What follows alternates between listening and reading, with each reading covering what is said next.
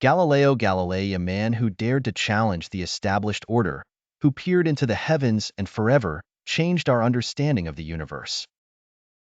This is the story of a revolutionary thinker, a relentless pursuer of truth, and a man who would come to symbolize the conflict between science and dogma, which begins on a crisp February morning in 1564, in the bustling city of Pisa, Italy.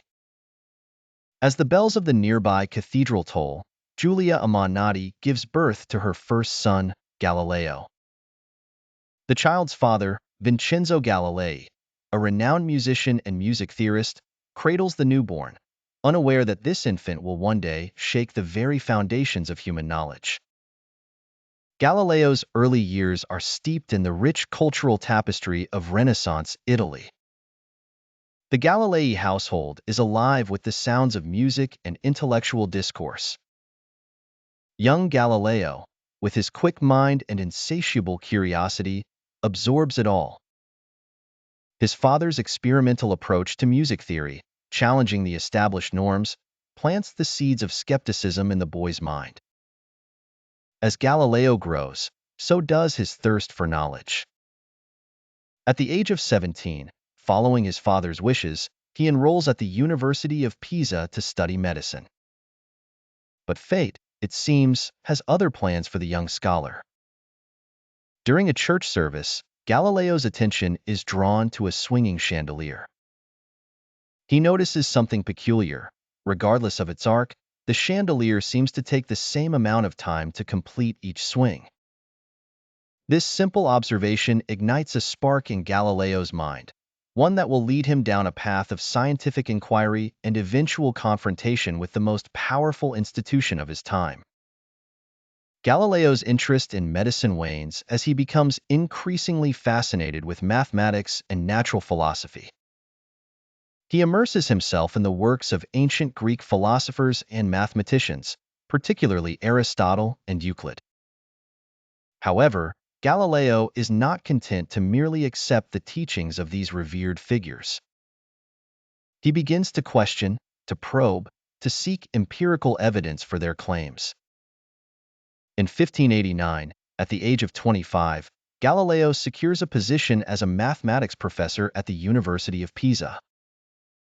It is here that he begins his first serious scientific investigations. One of his earliest experiments challenges Aristotle's assertion that heavier objects fall faster than lighter ones.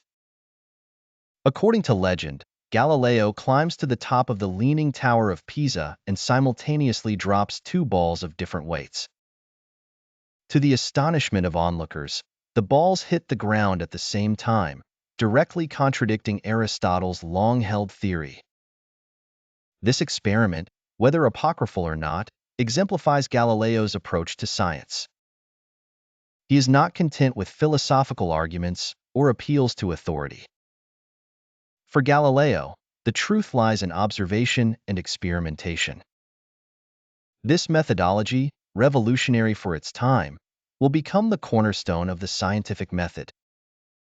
Galileo's tenure at Pisa is short-lived. His unorthodox ideas and willingness to challenge established doctrines make him unpopular with his more conservative colleagues. In 1592, he moves to the University of Padua, where he will spend the next 18 years in a period of incredible productivity and groundbreaking discoveries. At Padua, Galileo's reputation as a brilliant lecturer and innovative thinker grows. He develops a fascination with motion, conducting numerous experiments with inclined planes and pendulums. These studies lead him to formulate the laws of motion and the principle of inertia, concepts that will later be refined and expanded upon by Isaac Newton. But it is in 1609 that Galileo makes the discovery that will change his life and our understanding of the universe forever. He learns of a new invention from the Netherlands, a device that can make distant objects appear closer. Intrigued, Galileo sets about improving this spyglass. Within months, he has created a telescope capable of 20x magnification, far superior to anything previously available.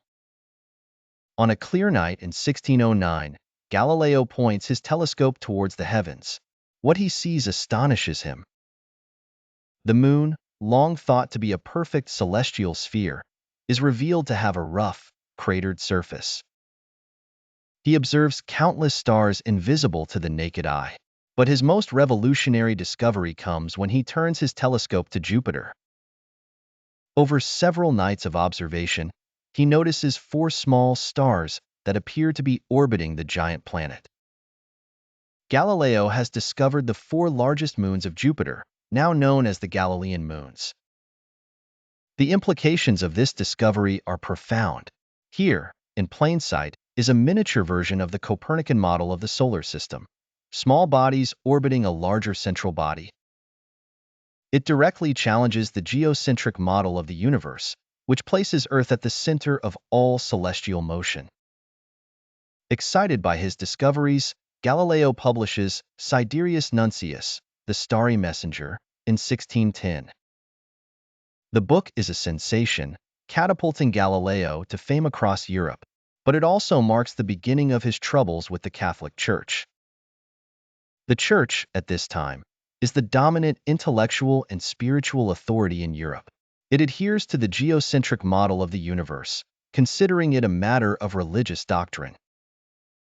Galileo's observations, which support the heliocentric model proposed by Copernicus, are seen as a direct challenge to church authority.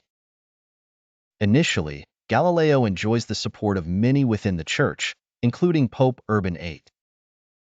He travels to Rome in 1611, where he is honored by the Jesuit Collegio Romano. However, as Galileo becomes more outspoken in his support for the Copernican model, opposition grows. In 1616, the Church declares the heliocentric theory to be foolish and absurd in philosophy and formally heretical. Galileo is warned not to hold or defend the Copernican theory. For a time, he complies, focusing on other areas of research. But Galileo cannot remain silent forever. In 1632, he publishes Dialogue Concerning the Two Chief World Systems, a work that compares the Copernican and Ptolemaic models of the universe.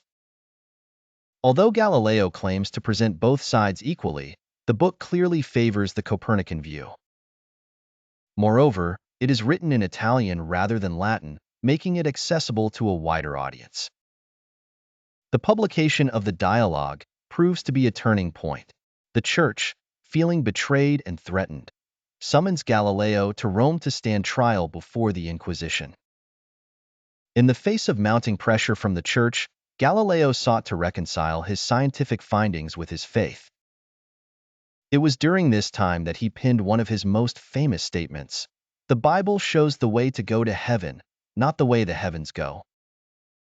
This profound insight encapsulated Galileo's belief that science and faith need not be in conflict.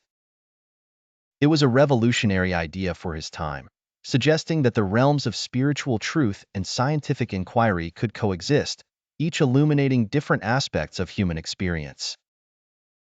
Despite this conciliatory approach, Galileo's troubles with the Church continued.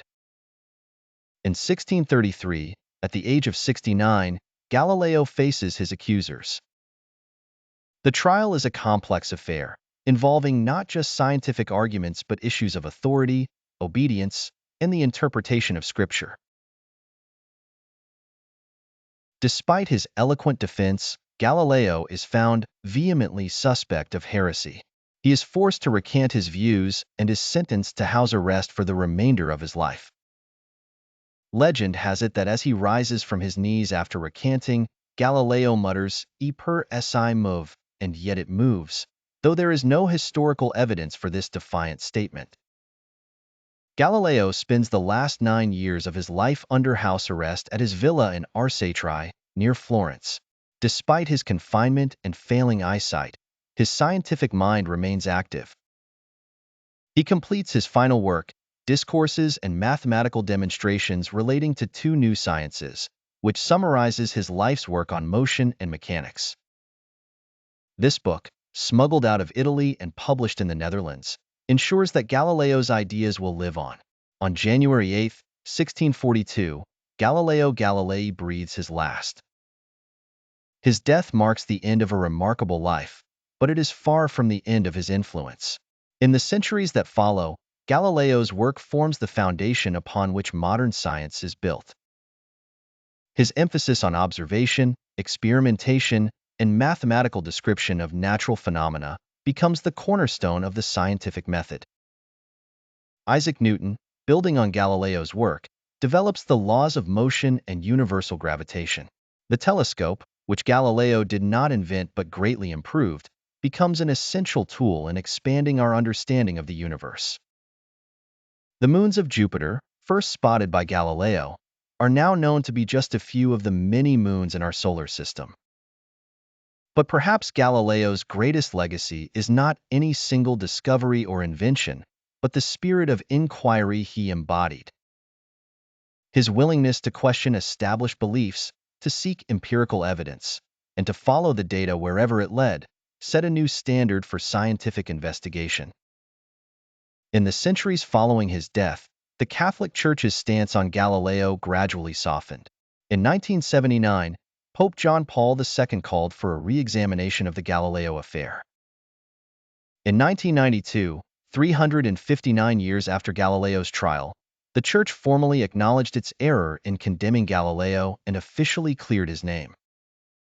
Today, Galileo is remembered as the father of modern observational astronomy, the father of modern physics, and the father of modern science. His life and work stand as a testament to the power of human curiosity and the importance of free scientific inquiry. As we look to the stars today, through telescopes far more powerful than Galileo could have imagined, we stand on the shoulders of this giant. Every space probe we send to Jupiter, every new exoplanet we discover, every advance we make in our understanding of the laws of physics carries within it the echo of Galileo's revolutionary work. Galileo Galilei, a man who dared to challenge the established order, who turned his eyes to the heavens and forever changed our view of the universe. His story reminds us that the pursuit of knowledge is not always easy, that it often requires courage in the face of opposition. But it also shows us that the truth, no matter how long suppressed, will eventually come to light. As we face the scientific challenges of our own time, climate change, genetic engineering, artificial intelligence, we would do well to remember Galileo's legacy. To observe carefully, to question boldly, to follow the evidence wherever it leads. For in doing so, we honor not just the memory of one man, but the very spirit of scientific inquiry that he helped to forge.